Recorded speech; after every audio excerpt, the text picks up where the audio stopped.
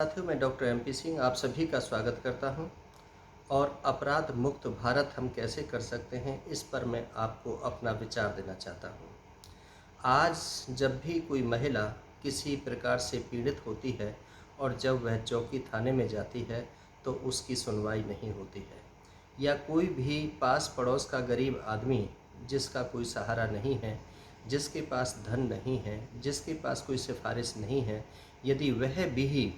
किसी चौकी थाने में जाता है तो उसकी भी कोई सुनवाई नहीं करता है। मेरा मानना है कि यदि हम जीरो एफआईआर लॉन्च कर लेते हैं या उनकी एप्लीकेशन ले लेते हैं और एप्लीकेशन लेने के साथ साथ में पुलिस कर्मचारी या अधिकारी उनके साथ चला जाता है तो होने वाले नुकसान से बचा जा सकता है। साथियों, ऐसी बहुत सारी समस्याएं भविष्य में देखने को मिलती हैं और पीछे जो रिकॉर्ड है वो भी बताता है। बहुत सारे लोग कहते हैं जी हमने 100 नंबर डायल किया, जब भी लड़ाई झगड़ा हो रहा था, कहीं डकैती पड़ रही थी, कहीं चाकू छुरी चल रहे थे, कहीं मारपीट हो रही थी, कहीं मौत आ रही थी, तो वो सब लोग कहते हैं कहीं आगजनी घटना हो रही थी तो कहते हैं 100 नंबर डायल किया, लेकिन 100 नंबर किसी ने उठाया नहीं। 100 नंबर किसी ने नहीं उठाया तो वारदात करने वाले जो लोग थे, बैंक लूटने वाले लुटेरे, वो बैंक लूट करके ले गए। जो बहन बेटी को छेड़ने वाले टटपूंजिया थे वो बहन बेटी को छेड़ करके चले गए।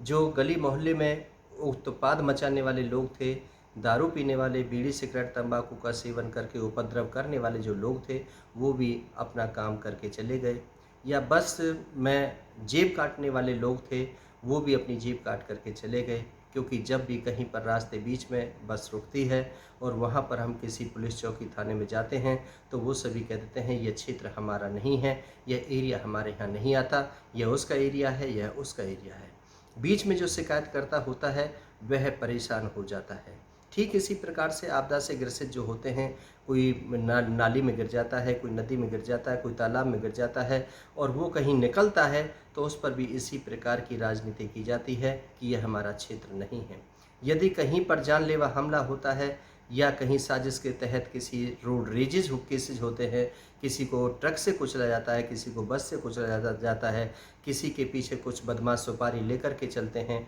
और उसको गैर रास्ते में मारने की कोशिश करते हैं, यदि वहाँ पर भी वो अपनी किसी से मदद मांगने की कोशिश करता है तो वहाँ भी मदद नहीं मिल पाती है।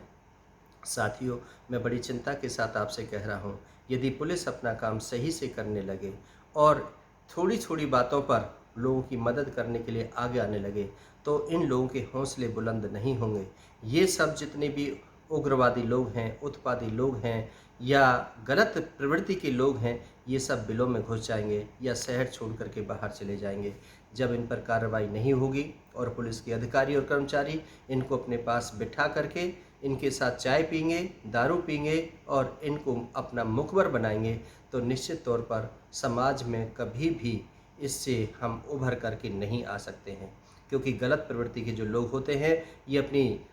अपनी जानी दुश्मनी के अंदर बहुत अच्छे और सम्मानित लोगों के बच्चों को उठवा देते हैं या उनके घरों में कुछ रख देते हैं और उनको साजिश के तहत उनको इसका शिकार बना लेते हैं और उनकी छवि को धूमिल करने के लिए जो वो करना चाहते हैं करते हैं, क्योंकि उनसे उन्हें पैसा चाहिए, पैसा ऐंठना होता है। साथियों, ये बहुत ही चिंता का विषय है। आप सबको सोचना होगा कि हम इससे उभर करके कैसे आ सकते हैं, अपराध मुक्त भारत हम कैसे बना सकते हैं। यदि हम सभी इन चीज़ों को मानने लगे और इस पर चलने लगे कि मुझे यदि कहीं पर थोड़ी सी भी ज़रूरत है और पुलिस का साथ और सहयोग मिल जाता है तो मैं निश्चित तौर पर दावे के साथ कह सकता हूं कि अपराधी अपराध नहीं करेंगे। इस शहर को छोड़ के चले जाएंगे, किसी दूसरे प्रदेश में चले जाएंगे और दूसरे प्रदेश में भी ऐसा होगा तो वह उस प्रदेश को भी छोड़ करके चले जाएंगे। इन सब बातों के साथ में मैं आपका बहुत बहुत शुक्रिया करता हूं, बहुत बहुत आभार करता हूं। बहुत बहुत धन्यवाद।